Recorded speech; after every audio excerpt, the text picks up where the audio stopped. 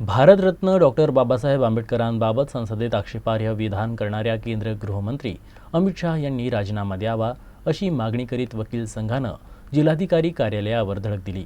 वकिलांनी निवासी उपजिल्हाधिकाऱ्यांच्या कक्षासमोर निदर्शने करीत त्यांना निवेदन सादर केलं।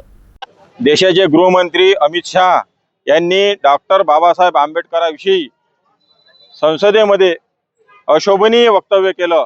त्यामुळे तमाम भारतीयांच्या भावना दुखावलेल्या आहेत।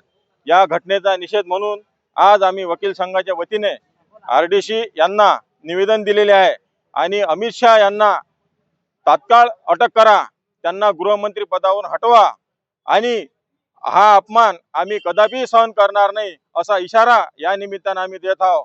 अमित शहा हा एक गुंड प्रवृत्तीचा माणूस असून देशाच्या गृहमंत्री पदावर बसण्याची त्यांची लायकी नाही। त्यामुळे त्यांनी तात्काळ राजीनामा द्यावा अशी आमची मागणी आहे।